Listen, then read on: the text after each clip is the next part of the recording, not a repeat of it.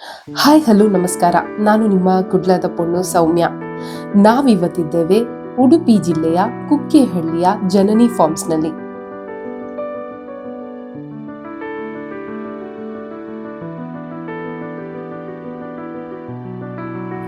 ಭಾರತೀಯ ಸಂಸ್ಕೃತಿಯಲ್ಲಿ ಹಸುವಿಗೆ ಅತ್ಯುನ್ನತ ಹಾಗೂ ಪವಿತ್ರವಾದ ಸ್ಥಾನವಿದೆ.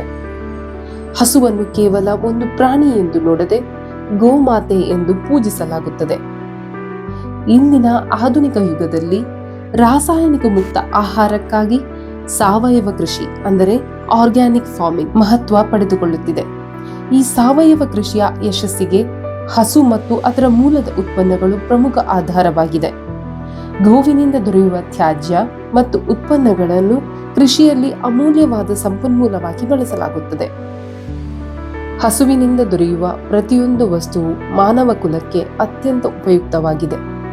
ಇತ್ತೀಚಿನ ದಿನಗಳಲ್ಲಿ ರಾಸಾಯನಿಕಯುಕ್ತ ಆಹಾರ, ಸೌಂದರ್ಯವರ್ಧಕಗಳು ಮತ್ತು ಪ್ಲಾಸ್ಟಿಕ್ ವಸ್ತುಗಳ ಬಳಕೆಯಿಂದಾಗಿ ಜನರು ತೊಂದರೆಯನ್ನು ಅನುಭವಿಸುತ್ತಿದ್ದಾರೆ. ಈ ಹಿನ್ನೆಲೆಯಲ್ಲಿ ಪರಿಸರ ಸ್ನೇಹಿ ಮತ್ತು ಆರೋಗ್ಯಕರವಾದ ಗೋ ಉತ್ಪನ್ನಗಳ ಬಳಕೆ ಜಾಗತಿಕವಾಗಿ ಹೆಚ್ಚುತ್ತಿದೆ. ದೇಸಿ ಹಸುವಿನ ಸಗಣಿ, ಗೋಮೂತ್ರ ಮತ್ತು ಹಾಲಿನಿಂದ ನೂರಾರು ಬಗೆಯ ದಿನಬಳಕೆ ವಸ್ತುಗಳನ್ನು ತಯಾರಿಸಲಾಗುತ್ತದೆ. ಹಸುವಿನ ಹಾಲಿನಿಂದ ತಯಾರಾಗುವ ಉತ್ಪನ್ನಗಳು, ಗೋಮೂತ್ರದಿಂದ ತಯಾರಿಸುವ ಗೋಮೂತ್ರ ಅರ್ಕ ವಿವಿಧ ಕಾಯಿಲೆಗಳ ನಿವಾರಣೆಗೆ ಆಯುರ್ವೇದದಲ್ಲಿ ಬಳಕೆಯಾಗುತ್ತದೆ. ಪೂಜಾ ಸಾಮಗ್ರಿಗಳಾದ ಧೂಪದ ಕಡ್ಡಿ, ಸಾಂಬ್ರಾಣಿ ಕಪ್, ಪವಿತ್ರ ವಿಭೂತಿ, ಹಾಗೆಯೇ ದಿನಬಳಕೆ ಸೌಂದರ್ಯವರ್ಧಕಗಳಾದ ಗೋಮೂತ್ರ ಮತ್ತು ನೈಸರ್ಗಿಕ ಮೂಲಿಕೆಗಳನ್ನು ಬಳಸಿ ಸಾವಯವ ಸೋಪು, ಶಾಂಪೂ, ಫ್ಲೋರ್ ಕ್ಲೀನರ್ ತಯಾರಿಸಲಾಗುತ್ತದೆ.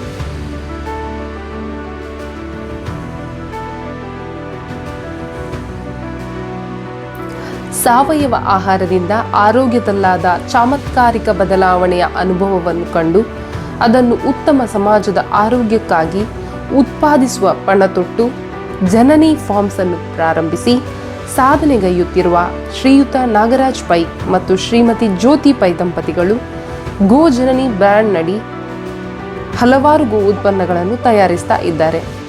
ಇವರ ಗೋ ಜನನಿ ಫಾರ್ಮ್ಸ್ನ ಬಗ್ಗೆ ನಾಗರಾಜ್ ಪೈ ಅವರ ಬಾಯಿಂದಲೇ ಕೇಳೋಣ ಬನ್ನಿ. ಒಂದು ಸರ್, ನಿಮ್ಮ ಮನಸ್ಸಲ್ಲಿ ಒಂದು ಗೋಜನನಿ ಇಂತಹ ಒಂದು ಉತ್ಪನ್ನ ಆಗ್ಬೇಕು ಅಂತ, ಮತ್ತೆ ಎಷ್ಟರವರೆಗೆ ಅದು ಹೇಗೆ ಮುಂದುವರಿತು ಅಂತ ಅದ್ರ ಬಗ್ಗೆ ಆಕ್ಚುಲಿ ನಿಮ್ಗೆ ಗೊತ್ತಿರ್ಬೋದು, ಹೇಳಿದ ಹಾಗೆ ನಾವು ಕೃಷಿ ಪರಿವಾರದವರಲ್ಲ. ನಾನು ಆಕ್ಚುಲಿ ಮೆಕ್ಯಾನಿಕಲ್ ಇಂಜಿನಿಯರ್ ಆಗಿ ಗಲ್ಫ್ ಅಲ್ಲಿ ಕೆಲಸ ಮಾಡ್ತಾ ಇದ್ದೆ.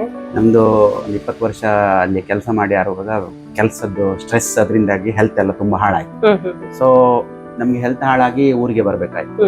ಹಾಗೆ ಊರಿಗೆ ಬಂದಾಗ ನೇಚರ್ ಕಡೆಗೆ ಹೋಗ್ಬೇಕಂತ ಹೇಳಿ ಒಂದು ಥಾಟ್ ಬಂತು.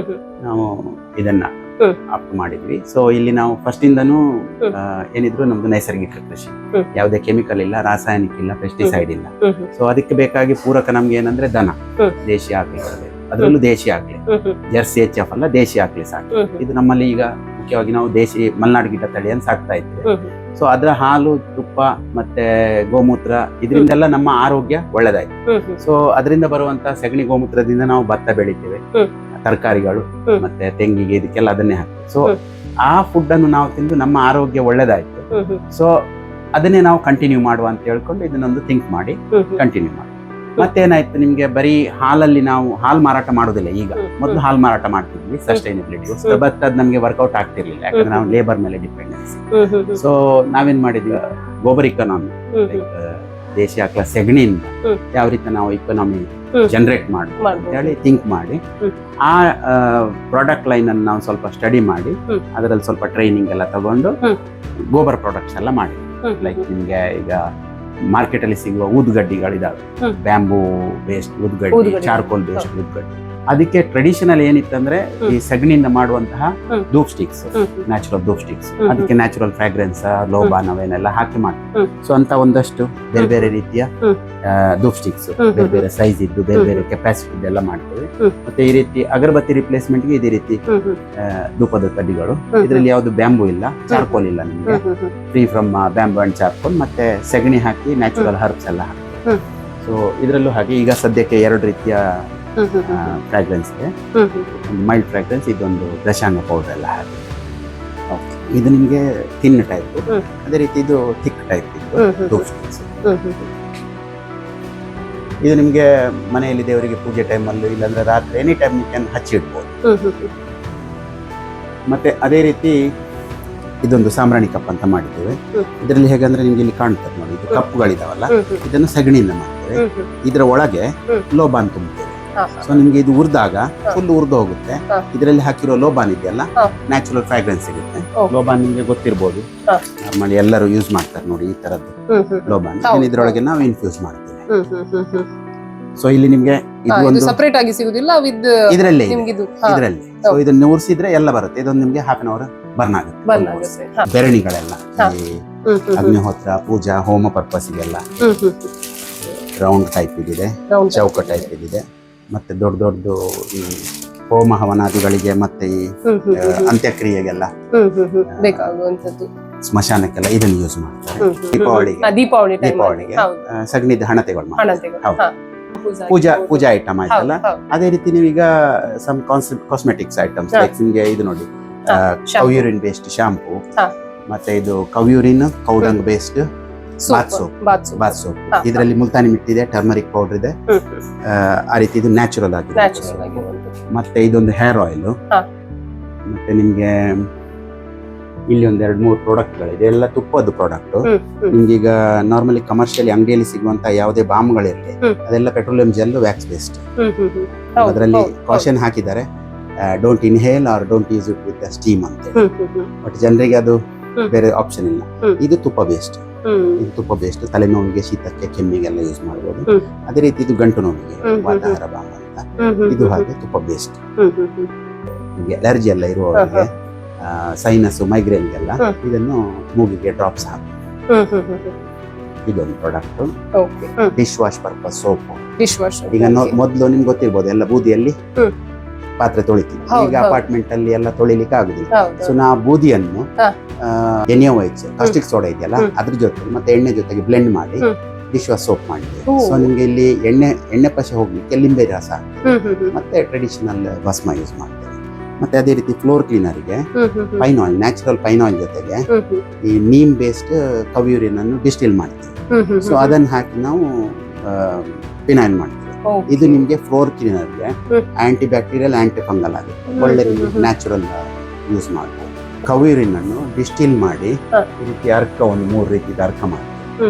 ಇದು ನಿಮಗೆ ತುಳಸಿ ಮತ್ತು ಏಲಕ್ಕಿ ಹಾಕಿ ಡಿಸ್ಟಿಲ್ಡ್ ಕವ್ಯೂರಿನ್. ಇದು ಪ್ಲೇನ್ ಕವ್ಯೂರಿನ್. ಇದು ನಿಮಗೆ ಪಾರಿಜಾತ ಅರ್ಕ.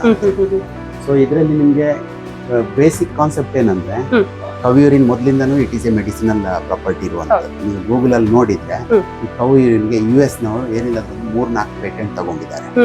ಆಂಟಿ ಫಂಗಲ್, ಆಂಟಿ ಬ್ಯಾಕ್ಟೀರಿಯಲ್ ಮತ್ತೆ ನಿಮಗೆ ಇದು ನಿಮಗೆ ಮೆಡಿಸಿನಲ್ ಅಪ್ಲಿಕೇಶನ್ ಆಗಿ ಯೂಸ್ ಮಾಡ್ತಾರೆ. ಇದರ ಮೈನ್ ಅಡ್ವಾಂಟೇಜ್ ಇದು ಹೇಗೆ ವರ್ಕ್ ಮಾಡುತ್ತೆ ಅಂದ್ರೆ, ನಮ್ಮ ಬಾಡಿಯಲ್ಲಿ pH ವ್ಯಾಲ್ಯೂ 7.1 ಇರುತ್ತೆ. ಗೊತ್ತಿರ್ಬೋದು, ಆಲ್ಕಲೈನ್ ಬಾಡಿ. ನಾವೀಗ ಕನ್ಸ್ಯೂಮ್ ಮಾಡಿರುವ ಫುಡ್ ಇರ್ಲಿ, ಜ್ಯೂಸ್ ಇರ್ಲಿ, ಯಾವ್ದ್ರಿಂದನಾಗಿ ನಮ್ದು pH ವ್ಯಾಲ್ಯೂ ನಿಮಗೆ ಕಡಿಮೆ ಆಗುತ್ತೆ, ಅಂದ್ರೆ 7ಗಿಂತ ಕೆಳಗೆ ಹೋಗುತ್ತೆ. ಮೊದಲೆಲ್ಲ ನ್ಯಾಚುರಲ್ ಆಗಿ ಈಗ ಎಳ್ನೀರು ಕುಡಿತಿದ್ರು, ಕಬ್ಬಿನ ಹಾಲು ಕುಡಿತಿದ್ರು. ಈಗ ಪೆಪ್ಸಿ, ಕೋಕ್ ಇದೆಲ್ಲ ನಿಮ್ಗೆ ಆಮ್ಲ. ಮತ್ತೆ ನಾವು ಕುಡಿಯುವ ನೀರು ಹಾಗೆ ಈಗ ಅಷ್ಟು ಒಳ್ಳೆ ಕ್ವಾಲಿಟಿ ಇಲ್ಲ. ಎಲ್ಲ ನಿಮ್ಗೆ pH ವ್ಯಾಲ್ಯೂ ಬಾಡಿಯಲ್ಲಿ ಮೇಂಟೈನ್ ಆಗುತ್ತೆ, ಮಿನರಲ್ಸ್ ಮೇಂಟೈನ್ ಆಗುತ್ತೆ. ಸೊ ಇದ್ರದ್ದು ಏನಂದ್ರೆ, ನ್ಯಾಚುರಲ್ ಆಗಿ ಇದ್ರದ್ದು pH value it is around 14. 7ಗಿಂತ ಮೇಲೆ ತುಂಬಾ ಆಲ್ಕಲೈನ್ ಇದು. ಸೊ ಇದನ್ನ ನಾವು ಡೈಲಿ ಕುಡಿದಾಗ ಏನಾಗುತ್ತೆ, ನಮ್ಮ ಬಾಡಿಯಲ್ಲಿ ಇರುವಂತ pH ವ್ಯಾಲ್ಯೂ ಜಾಸ್ತಿ ಆಗುತ್ತೆ. ಮೆಡಿಸಿನಲ್ ಲೈನಿಗೆ ಹೋದ್ರೆ ನಿಮ್ಗೆ ಅಸಿಡಿಟಿ ಜಾಸ್ತಿ ಆದಾಗ ಆಲ್ಕಲೈನ್ ಬರ್ಲಿಕ್ಕೆ ಟ್ಯಾಬ್ಲೆಟ್ಸ್, ಸಿರಪ್ ಕೊಡ್ತಾರೆ. ಇದು ನಿಮ್ಗೆ ನ್ಯಾಚುರಲ್ ಆಲ್ಕಲೈನ್ ಮಟೀರಿಯಲ್. ಸೊ ಇದನ್ನ ನಾವು ಡೈಲಿ ಕನ್ಸ್ಯೂಮ್ ಮಾಡಿದಾಗ ಏನಾಗುತ್ತೆ, ಬಾಡಿಯಲ್ಲಿ ಇರುವ pH ವ್ಯಾಲ್ಯೂ ಜಾಸ್ತಿ ಆಗುತ್ತೆ. pH ವ್ಯಾಲ್ಯೂ ಜಾಸ್ತಿ ಆಯ್ತಂದ್ರೆ ನಿಮ್ಮ ರೋಗ ನಿರೋಧಕ ಶಕ್ತಿ ಜಾಸ್ತಿ. ರೋಗ ನಿರೋಧಕ ಶಕ್ತಿ ಜಾಸ್ತಿ ಆದಾಗ ತನ್ನಿಂತಾನೆ ನಿಮ್ಗೆ ಬರುವಂತಹ ರೋಗಗಳು ಯಾವುದೇ ಇರಲಿ, ಈಗ ನಿಮ್ಗೆ ಥೈರಾಯ್ಡ್, ಶುಗರ್, ಇದಕ್ಕೆಲ್ಲ ಆಲ್ರೆಡಿ ರಿಸರ್ಚ್ ನಡೀತಾ ಇದೆ. ಅಥೆಂಟಿಕ್ ಆಗಿ ಮಾರ್ಕೆಟ್ಗೆ ಬರಬೇಕು. ಬಟ್ ನಮ್ಮಲ್ಲಿ ನಾವು ಇದನ್ನು ಇಂಪ್ಲಿಮೆಂಟ್ ಮಾಡಿದೆ. ನಾನು ಗಲ್ಫ್ ಇಂದ ಬರುವಾಗ ನಿಮ್ಗೆ ಹೇಳಿದಲ್ಲ, ನಮ್ಗೆ ಹೆಲ್ತ್ ಪ್ರಾಬ್ಲಮ್ ಇತ್ತು, ಅವಳಿಗೆ ಥೈರಾಯ್ಡ್ ಪ್ರಾಬ್ಲಮ್. ಸೊ ನಾವು ಇದನ್ನೇ ಕನ್ಸ್ಯೂಮ್ ಮಾಡಿದ್ವಿ. ಸೊ ಇದನ್ನು ಮಾಡಿದ್ರಿಂದ 3-4 ತಿಂಗಳಲ್ಲಿ ನಮ್ದು ನಾರ್ಮಲ್ಗೆ ಬಂದಿದೆ. ಸೊ ಮೇನ್ ರೀಸನ್ ಏನಂದ್ರೆ, ಅದರಲ್ಲಿರುವಂತಹ pH ವ್ಯಾಲ್ಯೂ ನಿಮ್ಮ ಬಾಡಿಯಲ್ಲಿರುವ ಟಾಕ್ಸಿಸಿಟಿಯನ್ನು ತೆಗೆಯುತ್ತೆ ಡೈಲಿ ನಾವು ಕನ್ಸ್ಯೂಮ್ ಮಾಡಿದ್ರೆ. ಸೊ ಇದು ಒಂದು ಅರ್ಥ. ಇದರಲ್ಲಿ ಸುಮಾರು 10-15 ರೀತಿದ್ದು ಅರ್ಕ ಮಾಡ್ತಾರೆ. ನಾವು ಮತ್ತೆ ನಾವಿಲ್ಲಿ ನಮ್ಮ ಫಾರ್ಮ್ ಅಲ್ಲಿ ಅರಿಶಿನ ಬೆಳಿತೇವೆ, ಅದನ್ನು ಮಾರಾಟ ಮಾಡ್ತೇವೆ ಪೌಡರ್ ಮಾಡಿ. ಮತ್ತೆ ಭತ್ತ ಬೆಳಿತೇವೆ, ಅಕ್ಕಿ ಮಾರ್ತೇವೆ. ಇದ್ದೇವೆ. ಈ ಸಾರಿ ಎಲ್ಲ ಬೇರೆ ತುಂಬಾ ಬೆಳೆಗಳು ಹಾಕ್ತಾ ಇದ್ದೇವೆ. ಫ್ಯೂಚರ್ ಪ್ಲಾನ್ ಅಲ್ಲ, ಈಗ ಈ ಪ್ರಾಡಕ್ಟ್ ಗಳಲ್ಲಿ ಇಷ್ಟು ಪ್ರಾಡಕ್ಟ್ ಮಾಡ್ತಾ ಇದ್ದೇವೆ, ಇದನ್ನ ಈಗ ಮಾರ್ಕೆಟಿಂಗ್ ಮಾಡ್ತಾ ಇದ್ದೇವೆ. ಜಾಸ್ತಿ ಏನಂದ್ರೆ ನಮ್ಮ ಫಾರ್ಮ್ ಅಲ್ಲಿ ನಾವು ಅಗ್ರಿಕಲ್ಚರ್ ಸೈಡ್ ಜಾಸ್ತಿ ಫೋಕಸ್ ಮಾಡುವಂತ ಅಂದ್ರೆ ಎಲ್ಲ ನಿಮ್ದು fruits, vegetables, long standing crops ಅದನ್ನು ಮಾಡ್ತಾ ಇದ್ದೇವೆ. ನೋಡ್ಬೋದು, ನೀವು ಕೆಳಗೆ ನೋಡಿದ್ರಲ್ಲ, 2 ಎಕರೆ ತೋಟ ರೆಡಿ ಆಗಿದೆ. ಬಾಕಿದ್ರಲ್ಲಿ ಈಗ ಅದೇ ರೀತಿ ಅದಕ್ಕೆ ಕೂಡ ನೀವು ಫೋಕಸ್ ಮಾಡಬೇಕು. ಅದು ಎಲ್ಲ ನಿಮ್ಗೆ ಯಾವುದೇ ಕೆಮಿಕಲ್ ಇಲ್ಲದೆ ನೀವು ನೋಡಿರ್ಬೋದು, ಅಲ್ಲಿ ನಮ್ದು ಹಟ್ಟಿಯಿಂದ ತೊಳೆದು ಬಂದಿರುವಂತಹ ನೀರು, ಗೋಬರ್ ಗ್ಯಾಸ್ ಸ್ಲರಿ, ಇದನ್ನೆಲ್ಲ ಪಂಪ್ ಮೂಲಕ ನಾವು ಸ್ಪ್ರಿಂಕ್ಲರ್ ಮೂಲಕ ಎಲ್ಲ ತೋಟಕ್ಕೆ ಕೊಡ್ತೇವೆ. ಸೊ ಅದು ನಮ್ದು ನೆಕ್ಸ್ಟ್ ಲೆವೆಲ್. ಯಾಕಂದ್ರೆ ಏನಿದ್ರು ಕೃಷಿಯಲ್ಲಿ ಏನ್ ಬರುತ್ತೆ ಅದು ನಮ್ದು ಪರ್ಮನೆಂಟ್. ಇದೆಲ್ಲ ಜನರು ತಗೊಂಡ್ರೆ ಆಯ್ತು, ತಗೊಳ್ಳಿಲ್ಲ ಅಂದ್ರೆ ಇಲ್ಲ, ಬಟ್ ಅದು ತಗೊಳ್ಳೇಬೇಕು. ದೈನಂದಿನ ಜೀವನಕ್ಕೆ ಯೂಸ್ ಆಗುವ. ಸೊ ನಮ್ಗೆ ಇಷ್ಟು ನಿಮ್ಮ ಪ್ರಾಡಕ್ಟ್ಗಳ ಬಗ್ಗೆ ಮಾಹಿತಿಯನ್ನು ಕೊಟ್ರಿ, ಯಾಕೆ ಯೂಸ್ ಮಾಡಬೇಕು ಅಂತ ಕೂಡ ಹೇಳಿದ್ರಿ, ನಮ್ಗೆ ಇದರ ಪ್ರಯೋಜನಗಳ ಬಗ್ಗೆ ಹೇಳಿದ್ರಿ. ಸೊ ನಿಮ್ಮದು ನೆಕ್ಸ್ಟ್ ಯೋಜನೆಗಳು ಕೂಡ ಅದರ ಮಾದರಿಯಲ್ಲಿ ಇದೆ.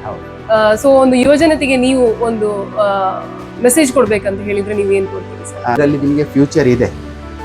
ಕೃಷಿತೋ ನಾಸ್ತಿ ದುರ್ಭಿಕ್ಷಂ ಅಂತ ಮೊದಲಿಂದಲೂ ಹೇಳಿದ್ದಾರೆ.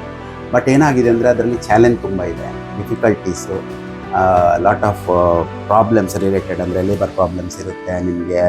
ಈಗ ಯಾರೇ ಆಗಲಿ ತೋಟ ಮಾಡಬೇಕು, ಇಲ್ಲಾಂದರೆ ಕೃಷಿ ಮಾಡಬೇಕಂದ್ರೆ ದನ ಸಾಕಲೇಬೇಕು.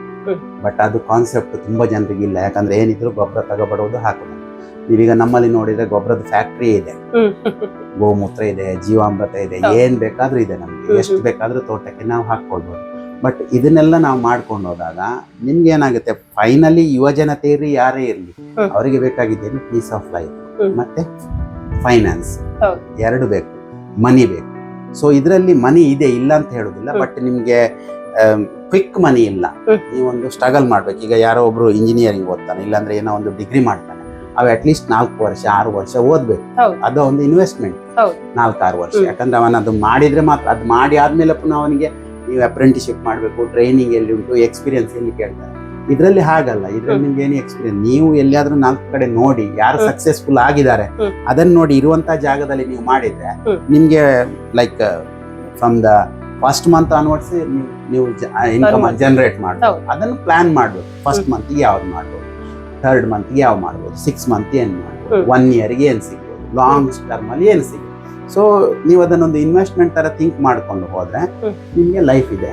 ಮತ್ತೆ ಯುವಜನತೆ ಈಗ ನಿಮ್ಗೆ ಗೊತ್ತಿರ್ಬೋದು, ಎಲ್ಲ ಕಡೆನೂ ಜಾಬ್ ಆಪರ್ಚುನಿಟೀಸ್ ಕಡಿಮೆ ಆಗ್ತಾನೆ ಉಂಟು. ಏನಾಗುತ್ತೆ ಅಂದ್ರೆ ತುಂಬಾ ಇನ್ಫ್ಲೋ ಬರುತ್ತೆ. ಸೊ ಯಾವುದೇ ಕಂಪನಿಗಳಿರ್ಲಿ, ಅವರಿಗೆ ಚೀಪ್ ಲೇಬರ್ ಎಲ್ಲಿ ಸಿಗುತ್ತೆ, ಸೊ ಸೀನಿಯರ್ ಅನ್ನು ತೆಗಿತಾರೆ, ಜೂನಿಯರ್ ಅನ್ನು ಹಾಕ್ತಾರೆ. ಮತ್ತೆ ಒಮ್ಮೆ ನಿಮ್ಗೊಂದು 10 ವರ್ಷ ಯಾವ್ದಾದ್ರು ಒಂದು ಕಂಪನಿಯಲ್ಲಿ ಎಕ್ಸ್ಪೀರಿಯನ್ಸ್ ಆದ್ರೆ ಮತ್ತೆ ಬೇರೆ ಕಂಪನಿಯಲ್ಲಿ ಅವ್ರಿಗೆ ಸಿಗುದಿಲ್ಲ. ಯಾಕಂದ್ರೆ ಅವ್ರದ್ದು ಗ್ರೇಡ್ ಬೇರೆ ಇರುತ್ತೆ, ಕ್ಯಾಟಗರಿ ಬೇರೆ ಇರುತ್ತೆ. ಅಷ್ಟು ಕೊಡ್ಲಿಕ್ಕೆ ಇವತ್ತಿನ ದಿನ ನೀವು ನೋಡಿರ್ಬೋದು ಡೈಲಿ ಪೇಪರ್ ಅಲ್ಲಿ ಎಷ್ಟು ಜನ. ಸೊ ಚಾಲೆಂಜ್ ಇದೆ, ಬಟ್ ಫ್ಯೂಚರ್ ಇದೆ, ಸ್ಕೋಪ್ ಇದೆ. ಯಾಕಂದ್ರೆ ಈಗ ನೀವು ಮಂಗಳೂರು ಸಿಟಿಯಲ್ಲಿ, ನಾವೀಗ ಮೊದಲು ಮಂಗಳೂರಿಗೆಲ್ಲ ಕೆಲವೊಮ್ಮೆ ಹೋಗ್ತಿದ್ವು ನಾವು ತರಕಾರಿ ಎಲ್ಲ ಮಾಡಿದಾಗ. ಡಿಮಾಂಡ್ ಇದೆ, ಬಟ್ ಮಾಡುವ ಚಾಲೆಂಜ್ ದೊಡ್ಡದಿದೆ.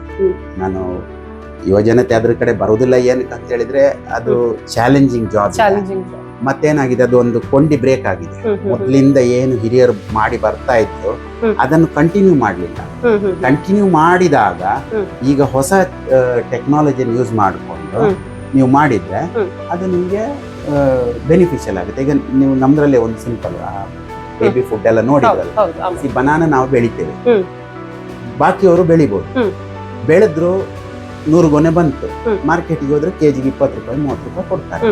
ನಾವೇನ್ ಮಾಡಿದ್ವಿ, ಡ್ರೈಯರ್ ಹಾಕೊಂಡ್ವಿ, ಪೌಡರ್ ಮಾಡಿದ್ವಿ, ಸ್ಟೋರ್ ಮಾಡಿದ್ವಿ, ಮಾರ್ಕೆಟಿಂಗ್ ಮಾಡಿದ್ವಿ. ಮತ್ತೆ ಇವತ್ತು ಇಟ್ ಈಸ್ ವೆರಿ ಈಸಿ.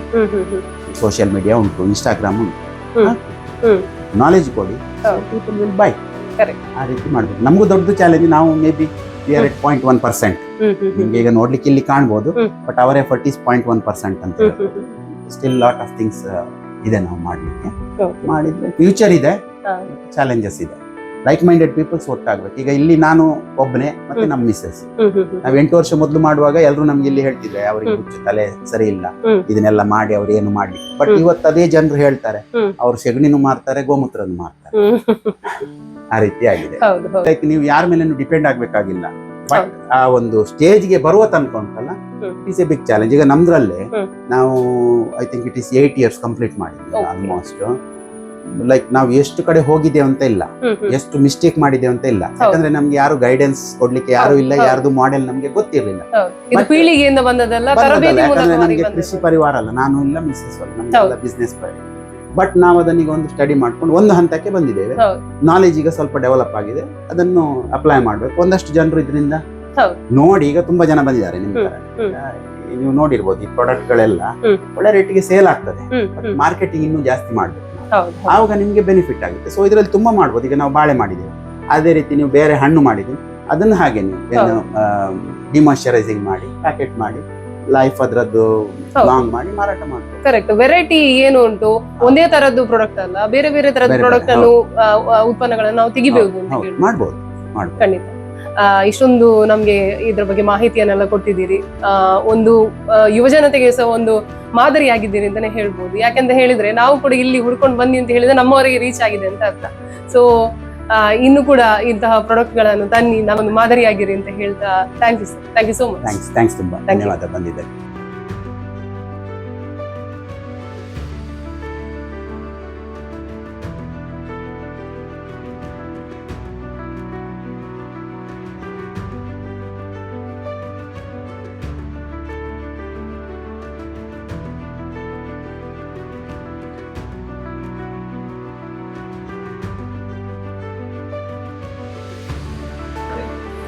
ಈಗ ಗೋಜನನಿಯ ಬಗ್ಗೆ ನೀವೆಲ್ಲ ತಿಳ್ಕೊಂಡ್ರಿ. ಗೋಜನನಿಯವರದೇ ಜ್ಯೋತಿ ಎಂಟರ್ಪ್ರೈಸಸ್ ನ ಮಾಲೀಕರಾದ ಜ್ಯೋತಿ ಪೈ ಅವರು ನಮ್ಮ ಜೊತೆಗಿದ್ದಾರೆ.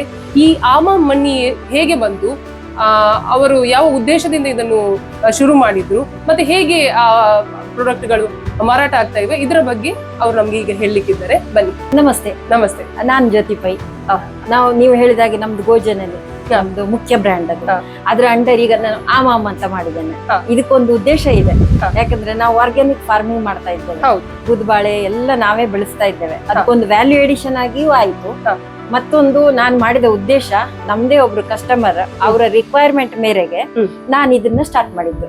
ನಾನು ಇರ್ಲಿ ನನ್ನ ಮಗಳಿಗಾದ್ರೆ ಮಾಡಿ ಕೊಡೋದಿಲ್ವಾ ಅಂತೇಳಿ ನಾನು ಸ್ಟಾರ್ಟ್ ಮಾಡಿದ್ದೆ. ಒಬ್ಬರಿಗೆ ಮಾತ್ರ ನಾನು ಕೊಡ್ಲಿಕ್ಕೆ ಹೇಳಿ ನಾನು ಸ್ಟಾರ್ಟ್ ಮಾಡಿದ್ದು. ಅದು ಈಗ ಬೆಳೆದು ಇಷ್ಟು ದೊಡ್ಡದಾಗಿದೆ. ಇದು ಬಾಯಿಂದ ಬಾಯಿಗೆ ಹೋಗ್ತಾ ಹೋಗ್ತಾ ನಿಮ್ಗೆ ಇದೊಂದು ಐಡಿಯಾ ಬಂದು ಹೇಗೆ ಇದು ಮಾಡಬಹುದು ಅಂತ ಹೇಳಿ. ಈಗ ಇದ್ರಲ್ಲಿ ನಾವು ತುಂಬಾ ವೆರೈಟಿ ಎಲ್ಲ ನೋಡ್ತಾ ಇದ್ದೇವೆ. ನಿಮ್ಗೆ ಈಗ ನೋಡಿ, ಮೊದ್ಲಿನದಾಗಿ ನಾನ್ ಮಾಡಿದ್ದು ಅಮ್ಮ ಬಿಲ್ಲೆ. ಇದು ಹೆಚ್ಚಿನವರಿಗೆ, ಈಗಿನ ಜನರೇಷನ್ ಅವರಿಗೆ ಗೊತ್ತಿಲ್ಲ, ಆದ್ರೆ ಮೊದ್ಲಿನವರಿಗೆ ಇದನ್ನ ನೋಡಿದ ತಕ್ಷಣ ಗೊತ್ತಾಗ್ತದೆ. ಇದು ಮಣ್ಣಿ ಬಿಲ್ಲೆ. ಇದು ಮಣ್ಣಿ ಬಿಲ್ಲೆ ರಾಗಿ ಮತ್ತೆ ಜೋಳ ಗೋಧಿ ಹಾಕಿ ಮಣ್ಣಿ ಬಿಲ್ಲೆ ಮಾಡೋದು. ಇದು ಮೊದಲಿನದಾಗಿ ಇದು ನಮ್ದು ಟ್ರೆಡಿಷನಲ್ ಇದು ಫುಡ್. ಇದು ಈಗ ಎಲ್ಲ ಮಾರ್ಕೆಟ್ ಅಲ್ಲಿ ವೆರೈಟಿ ಬಂದಿದೆ. ಈಗ ಅಂದ್ರೆ ಪ್ರಿಸರ್ವೇಟಿವ್ ಹಾಕಿರ್ತಾರೆ, ಅದೆಲ್ಲ ಗೊತ್ತಿದ್ದೇನೆ, ನಾನ್ ಮತ್ತೆ ಹೇಳ್ಬೇಕಾಗಿಲ್ಲ.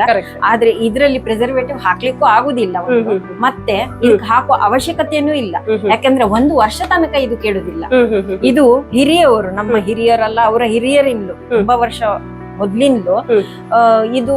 ಈಗ ಪ್ರೆಗ್ನೆಂಟ್ ಮಹಿಳೆ ಅವರು ಡೆಲಿವರಿ ಆದ ನಂತರ ಒಂದು ಮಗು 6 ತಿಂಗಳಲ್ಲಿ, ಮಳೆಗಾಲದಲ್ಲಿ 6 ತಿಂಗಳಾಯ್ತು ಆ ಮಗುವಿಗೆ ಅಂತ ಆಗುವಾಗ ಅಜ್ಜಿ ಅಂದಿರು, ಆ ಮನೆಯ ಹಿರಿಯವರು, ಆಗ ಕೂಡು ಕುಟುಂಬ ಇತ್ತು, ಹಿರಿಯವರು ಏನು ಮಾಡ್ಕೊಂಡು ಬರ್ತಾ ಇದ್ರು ಅದನ್ನ ಕಿರಿಯವರು ಅನುಸರಿಸ್ತಾ ಇದ್ರು. ಅದೇ ತರ ಮಳೆಗಾಲಕ್ಕೆ ಬೇಕು ಹೇಳಿ ಬೇಸಿಗೆಯಲ್ಲೇ ಇದನ್ನು ಮಾಡಿ ಇಡ್ತಾ ಇದ್ರು ಅವಾಗ.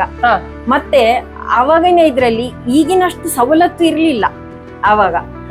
ಆದ್ರೂ ಅವರು ಕಷ್ಟಪಟ್ಟು ಇದು ಮಾಡ್ತಾ ಇದ್ರು. ಇದು ಎಲ್ರು ಹೇಳ್ತಾರೆ, ಇದ್ರ ಬಗ್ಗೆ ತಿಳಿದವ್ರು ಹೇಳ್ತಾರೆ, ಅಯ್ಯೋ ಮಾಡ್ಲಿಕ್ಕೆ ಸ್ವಲ್ಪ ಕಷ್ಟ ಇದು, ಅದಕ್ಕಿಂತಲೂ ಮಾರ್ಕೆಟ್ ಅಲ್ಲಿ ಸಿಗ್ತದೆ, ಒಂದು ಪೌಡರ್ ಹಾಕಿ ಬಿಸಿ ನೀರು ಕಲಸಿ ಹಾಕಿ ಕೊಟ್ರೆ ಆಯ್ತು, ಮುಗೀತು ಅಂತ. ತಾಯಿಗೆ ಸುಲಭ, ಮಗುವಿಗೆ ಕಷ್ಟ. ಯಾಕೆಂದ್ರೆ ಜೀರ್ಣ ಆಗೋದಿಲ್ಲ ಅಂತವೆಲ್ಲ. ಯಾಕೆ ಅದ್ರಲ್ಲಿ ಹಸ್ಕ್ ಇರ್ತದೆ. ಹಸ್ಕ್ ಅಂದ್ರೆ ಈಗ ರಾಗಿಯನ್ನ ರೋಸ್ಟ್ ಮಾಡಿ ಮಿಕ್ಸಿಯಲ್ಲಿ ಒಳ್ಳೆ ಪುಡಿ ಮಾಡಿದ್ರೆ ಅದರ ಸಿಪ್ಪೆ ಹೋಗ್ತದ? ಅದು ಅದೇ ಹೊಟ್ಟೆಗೆ ಜೀರ್ಣಕ್ಕೆ ಹೋಗಬೇಕು. ಇದ್ರಲ್ಲಿ ಹಾಗಲ್ಲ. ಇದ್ರಲ್ಲಿ ಹೇಗೆ ನೀವು ಸಿಪ್ಪೆ ತೆಗಿತೀರಿ ಅಂದ್ರೆ, ಮೊದ್ಲಿನವರು ಕಡ್ದು ಸೋಸಿ ಆ ಹಾಲನ್ನ ಗಟ್ಟಿ ಮಾಡಿ ಇದು ಬಿಲ್ಲೆ ಮಾಡುವಂತ. ಇದು ಜೀರ್ಣಕ್ಕೆ ಅನುಕೂಲ, ಯಾಕೆಂದ್ರೆ ಇದ್ರಲ್ಲಿ ಹಸ್ಕ್ ಇರುವುದಿಲ್ಲ. ಇದು ಆಕ್ಚುಲಿ ನಮ್ಮ ಮಕ್ಕಳಿಗೆ, ಮಗುವಿಗೆ 6 ತಿಂಗಳ ಮಗುವಿಗೆ ಕೊಡುವಂತ ಒಂದು ಪದ್ಧತಿ ಇತ್ತು. ಅದನ್ನೇ ನಾನೀಗ ಮಾಡ್ಕೊಂಡ್ ಬಂದಿದ್ದೇನೆ. ಇವಾಗ ಎಲ್ರು ಖುಷಿ ಪಡ್ತಾ ಇದ್ದಾರೆ. ಎಲ್ಲಾ ತಾಯಿಯಂದಿರು ರಾತ್ರಿ ಹೊತ್ತು ಆರಾಮದಲ್ಲಿ ಮಲಗುವಾಗ ಆಗಿದೆ. ಇದು ಪೌಡರ್ ಫಾರ್ಮ್ ಅಲ್ಲಿ ಕೂಡ ಮಾಡ್ತಾ ಇದ್ದೇನೆ ನಾನು. ಆತರ ಸೇಮ್ ಅದು ಎರಡು ಕೂಡ ಎರಡು ಕೂಡ ಸೇಮ್. ಅದು ಬಿಲ್ಲೆ ರೂಪದಲ್ಲಿ ಇರ್ತದೆ, ಇನ್ನೊಂದು ಪೌಡರ್ ರೂಪದಲ್ಲಿ ಇರ್ತದೆ. ಮತ್ತೆ ಇದು ಬೂದು ಬನಾನಾ. ನಾನು ಬೂದು ಬನಾನಾ ಅಂತ ಹೇಳಿ ನಿಮ್ಗೆ ಗೊತ್ತಿದೆ. ಬೂದು ಬನಾನಾ ಏನು ಅಂದ್ರೆ ಹೆಚ್ಚಿನವರಿಗೆ ಗೊತ್ತಿಲ್ಲ ಇದೇನು ಬೂದು ಅಂತ. ಇದು ಒಂದು ವೆರೈಟಿಯ ಬಾಳೆಹಣ್ಣು. ಈಗ ದೇವು ಬಾಳೆ ಇದೆ, ನೇಂದ್ರ ಇದೆ, ಚಂದ್ರ ಬಾಳೆ ಇದೆ, ಅಂತದ್ರಲ್ಲಿ ಇದು ಬೂದು ಬಾಳೆ. ಸ್ಪೆಷಲಿ ಮಗುವಿಗೆ ಕೊಡುವಂತದ್ದು ಹಿರಿಯವರು ಬೂದು ಬಾಳೆ. ಹೆಚ್ಚಾಗಿ ನೋಡಿ, ಈಗ ಮಗುವಿಗೆ ಬಾಳೆದು ಮಣ್ಣಿ ಕೊಡಿ ಹೇಳಿದ್ರೆ ಇಲ್ಲ ಅದು ಕಫ ಆಗ್ತದೆ ಮೇಡಮ್ ಹೇಳ್ತಾರೆ. ಡಾಕ್ಟರ್ ಕೊಡಬಾರ್ದು ಹೇಳಿದ್ದಾರೆ. ಯಾವುದು ಕೊಡಬಾರ್ದು? ಇದು ಅಲ್ಲ, ಬೂದು ಬಾಳೆಯನ್ನ ಹುಡುಕಿಕೊಂಡು ಹೋಗ್ತಾ ಇದ್ರು ಮೊದ್ಲು. ಎಲ್ಲಿ ಬೆಳೆಸ್ತಾರೆ, ಎಲ್ಲಿ ಇದನ್ನ ತಗೊಳ್ಳೋದು, ಆ ತರ ಇದು ಕೊಡ್ಬೇಕು ಮಗುವಿಗೆ. 6 ತಿಂಗಳ ನಂತರನೇ ಇದನ್ನು ಕೊಡುದು. ಇದು ಯಾಕೆ ನಾನು ಹೇಳಿದೆ, ಅದು ಕಫ ಬರ್ತದೆ ಮೇಡಮ್, ಅದಕ್ಕೆ ಸೊಲ್ಯೂಷನ್ ಬೂದು ಬಾಳೆ. ಇದ್ರಲ್ಲಿ ಕಫ ಹೋಗ್ತದೆ ಮೋಷನ್ ಮುಖಾಂತರ. ಮಕ್ಕಳಿಗೆ ಮೊದಲಿನ ಕಾಲದಲ್ಲಿ ಡಾಕ್ಟರ್ ಹತ್ರ ಕರ್ಕೊಂಡು ಹೋಗ್ತಾ ಇರ್ಲಿಲ್ಲ, ಮನೆಯಲ್ಲೇ ಫುಡ್ಡಿನ ರೂಪದಲ್ಲಿ ಕೊಡ್ತಾ ಇದ್ರು. ಇದೇ ಅವರಿಗೆ ಅಂದ್ರೆ ಕಫ ಈ ತಿಂಗಳಲ್ಲಿ ಇದೇ ಕೊಡುದು, ಇದೆಲ್ಲ ಹಿರಿಯವರು ಮಾಡ್ಕೊಂಡು ಬಂದಿರೋದು. ಅದನ್ನ ನಾನು ಇದನ್ನ ಮಾಡ್ತಾ ಇದ್ದೇನೆ. ಆದ್ರೂ ಬೂದುಬಾಳೆ ನಾವೇ ಬೆಳೆಸ್ತಾ ಇದ್ದೇವೆ ಆರ್ಗ್ಯಾನಿಕ್ಲಿ. ಅದ ಕಾರಣ ಇದ್ರಲ್ಲಿ ಕಫ ಹೋಗ್ತದೆ ಒಂದು, ಮತ್ತೆ immunity booster, best immunity booster. Brain ಚುರುಕಾಗ್ತದೆ ಮಗುವಿದ್ದು. ಆಮೇಲೆ ನ್ಯಾಚುರಲ್ ಆಗಿ ದಪ್ಪ ಆಗ್ತದೆ. ಇಲ್ದಿದ್ರೆ ಹೇಗೆ ಮಕ್ಕಳು ಕಫದಿಂದ ಮೈ ಬರುದು ಇದೆ, ಅದು ಹೋಗ್ತದೆ. ಇದು ಹಾಗಲ್ಲ, ಅವ್ರು ಗಟ್ಟಿಯಾಗಿರ್ತಾರೆ. ನ್ಯಾಚುರಲ್ ಆಗಿ ಮಗುವಿಗೆ ಆರೋಗ್ಯ ಸಿಗ್ಬೇಕಾ ಇದ್ರಲ್ಲಿ ಸಿಗ್ತದೆ. ಹಾಗೆ ಇದು ಬೂದು ಬನಾನಾ. ಮತ್ತೆ ಇದು ರಾಗಿ ಮತ್ತೆ ಬನಾನಾ, ಬೂದು ಬನಾನಾ ಹಾಕಿ ಹೌದು. ಇದು ಸಾಧಾರಣ ನಿಮ್ಗೆ 10-11 ತಿಂಗಳ ನಂತರ ಕೊಡುವಂತದ್ದು. ಇದು ರಾಗಿ ಹಾಲಿಂದ ಅಲ್ಲ ಮಾಡುವಂತದ್ದು. ಅದು ಯಾಕಂದ್ರೆ ಇದು ಬೆಳಿಬೇಕು ಮಗು, ಅಂದ್ರೆ 1 ವರ್ಷ ಹೇಳ್ಬೋದು. ಆ ನಂತರ ಇದು ಕೊಡ್ಬೇಕಾದದ್ದು. ಇದರಲ್ಲಿ ಡ್ರೈ ಫ್ರೂಟ್ಸ್ ಕೂಡ ಇದೆ, ಮತ್ತೆ ಬೂದು ಬನಾನಾ ಮಿಕ್ಸ್. ಇದು ರಾಗಿ, ಬೂದು ಬನಾನಾ, ಡ್ರೈ ಫ್ರೂಟ್ಸ್. ಹೌದು. ಮತ್ತೆ ಇದು ರೈಸ್, ಮೂಂಗ್ ದಾಲ್ ಮತ್ತೆ ಡ್ರೈ ಫ್ರೂಟ್ಸ್. ಇದು ಸಹ ಹಾಗೆ ಒಂದು 11-12 ತಿಂಗಳ ನಂತರ ಕೊಡುವಂತದ್ದು. ಇದು ಇನ್ನೊಂದು ಏನ್ ಹೇಳಿದ್ರೆ, ಒಂದು ಇದನ್ನ ಬಾಯ್ಲ್ ಮಾಡಿ, ಎಲ್ಲವನ್ನು ಬಾಯ್ಲ್ ಮಾಡ್ಬೇಕು. ಆದ್ರೆ ನಮ್ಮ ಕಸ್ಟಮರ್ ಕೇಳ್ತಾ ಇದ್ರು, ನಾವು ಮದ್ವೆ ಮುಂಜಿಗೆ ಹೋಗುವಾಗ ಏನ್ ಮಾಡುದು, ಗ್ಯಾಸ್ ಇಟ್ಕೊಂಡು ಹೋಗ್ಲಿಕ್ಕೆ ಆಗುದಿಲ್ಲ, ಆದ್ರೆ ಬಿಸಿ ನೀರು ಹಿಡ್ಕೊಂಡು ಹೋಗ್ತಾರೆ ಪ್ರತಿಯೊಬ್ಬರು ಫ್ಲಾಸ್ಕ್ ಅಲ್ಲಿ. ಇದು ಹಾಗೆ ಇನ್ಸ್ಟೆಂಟ್ ಹಾಗೂ ಯೂಸ್ ಮಾಡಬಹುದು. ಬಿಸಿ ನೀರನ್ನು ಹಾಕಿ ಒಂದ್ 5 ನಿಮಿಷ ಬಿಟ್ಟು ಅದ್ರಲ್ಲಿ ಬಾಯ್ಲ್ ಆಗ್ತದೆ, ಡೈರೆಕ್ಟ್ ಕೊಡ್ಬೋದು ಮಗುವಿಗೆ. ಇನ್ಸ್ಟೆಂಟ್ ಆಗಿ ಕೊಡುವಂತ. ಮನೆಯಲ್ಲಾದ್ರೆ ಬಾಯ್ಲ್ ಮಾಡಿದ್ರೆ ಇನ್ನೂ ಟೇಸ್ಟ್ ಬರ್ತದೆ. ಹಾಗೆ ಇದು ಒಂದು ಮಾಡಿ. ಮತ್ತೆ ಇದು ಮಲ್ಟಿಗ್ರೇನ್. ಇದು ಸಾಧಾರಣ 1 ವರ್ಷದ ನಂತರದವರಿಗೆ, ಯಾಕೆಂದ್ರೆ ಇದರಲ್ಲಿ ಎಲ್ಲಾ ಗ್ರೇನ್ಸ್ ಎಲ್ಲ ಇದೆ, ಡ್ರೈ ಫ್ರೂಟ್ಸ್ ಇದೆ ಇದರಲ್ಲಿ, ಚಕ್ಕೆ, ಲವಂಗ, ಓಮಕಾಳು ಇವೆಲ್ಲ ಇದೆ.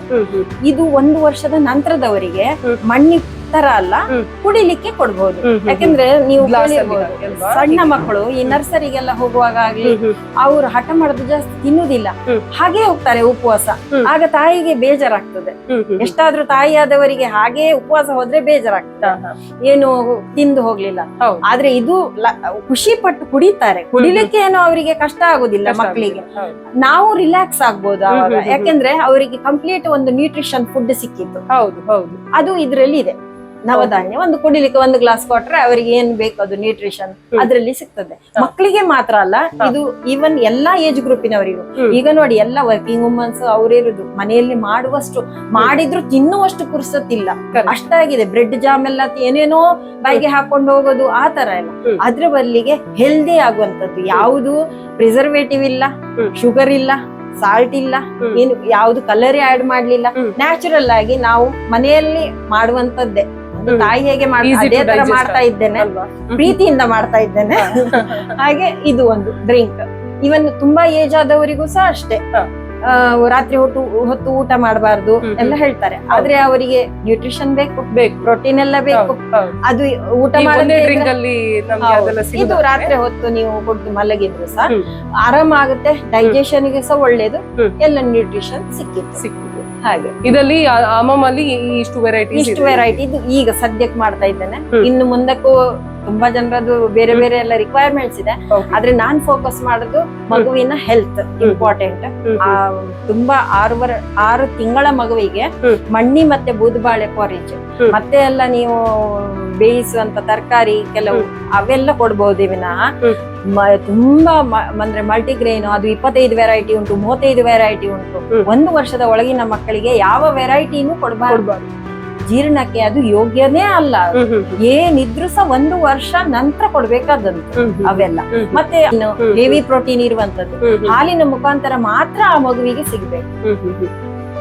ನಮ್ದೀಗ ಇನ್ನು 1 ತಿಂಗಳ ನಂತರ ನಂದು ಇದೆಲ್ಲ ಪ್ಯಾಕೇಜಿಂಗ್ ಸಿಸ್ಟಮ್ ಎಲ್ಲ ಬೇರೆ ನಾನು ಮಾಡ್ತಾ ಇದ್ದೇನೆ, ಬಾಕ್ಸ್ ಅಲ್ಲಿ ಮಾಡ್ತಾ ಇದ್ದೇನೆ. ಅಲ್ಲದೆ ಅದು ಮಣ್ಣಿಯನ್ನ ನಾನು ಪ್ರಿಂಗಲ್ಸ್ ಎಲ್ಲ ಬರುತ್ತೆ ಅಲ್ಲ, ಆ ಬಾಕ್ಸ್ ಅಲ್ಲಿ ನಾನು ಮಾಡ್ತಾ ಇದ್ದೇನೆ. ಅಂದ್ರೆ ಹೈಜೀನಿಗೋಸ್ಕರ ಆ ತರ. ಮತ್ತೊಂದು ಹೇಳಲಿಕ್ಕೆ ಇಷ್ಟಪಡ್ತಾ ಇದ್ದೇನೆ, ಯಾವತ್ತು ಎಲ್ಲಾ ತಾಯಂದಿರು ಒಂದು ಗಮನಕ್ಕೆ ಇಡ್ಬೇಕು ಹೇಳಿದ್ರೆ, ಆಹಾರವೇ ಔಷಧಿ ಆಗ್ಬೇಕೇ ವಿನಃ ಔಷಧಿ ಯಾವತ್ತು ಆಹಾರ ಆಗಿ ಮಗುವಿಗೆ ಕೊಡಬೇಕು. ಧನ್ಯವಾದ. ಈಗ ನಾವು ಹೇಳಿದ ಎಲ್ಲಾ ಉತ್ಪನ್ನಗಳ ಬಗ್ಗೆ ನೀವು ನೋಡಿದ್ರಿ, ತಿಳ್ಕೊಂಡ್ರಿ. ಇನ್ನೂ ನಿಮ್ಗೆ ಇದರ ಬಗ್ಗೆ ಹೆಚ್ಚಿನ ಮಾಹಿತಿ ಬೇಕು ಅಥವಾ ತಿಳ್ಕೊಳ್ಬೇಕು ಅಥವಾ ಏನಾದ್ರೂ ಉತ್ಪನ್ನಗಳನ್ನು ನೀವು ಖರೀದಿಸಬೇಕು ಅಂತ ಇದ್ರೆ ಈ ಕೆಳಗೆ ನೀಡಲಾದ ನಂಬರ್ಗೆ ಸಂಪರ್ಕಿಸಿ. ಸುರತ್ಕಲ್ ಮಂಗಳೂರು ವಲಯದಲ್ಲಿ ನಿಮಗೆ ಈ ಉತ್ಪನ್ನಗಳು ಬೇಕಾಗಿದ್ದಲ್ಲಿ ಲತೇಶ್ ಕಾಟಿಪಳ್ಳ ಇವರ ಸಂಪರ್ಕ ಸಂಖ್ಯೆಯನ್ನು ಇಲ್ಲಿ ಡಿಸ್ಕ್ರಿಪ್ಷನ್ ಅಲ್ಲಿ ನೀಡಲಾಗಿದೆ. ನೀವು ಅವರನ್ನು ಸಂಪರ್ಕಿಸಿ ಉತ್ಪನ್ನಗಳನ್ನು ಕಲೆಕ್ಟ್ ಮಾಡ್ಕೊಳ್ಬಹುದು. ಇಂತಹ ವಿಶಿಷ್ಟ ವೈವಿಧ್ಯಮಯ ಹಾಗೆ ಹೊಸ ವಿಡಿಯೋಗಳಿಗಾಗಿ ನೋಡ್ತಾ ಇರಿ ಸವಿ ಸೋಜಿಗ ಯೂಟ್ಯೂಬ್ ಚಾನಲ್. ನಾನು ನಿಮ್ಮ ಕುಡ್ಲದ ಪೊಣ್ಣು ಸೌಮ್ಯ. ಎಲ್ಲರಿಗೂ ನಮಸ್ಕಾರ.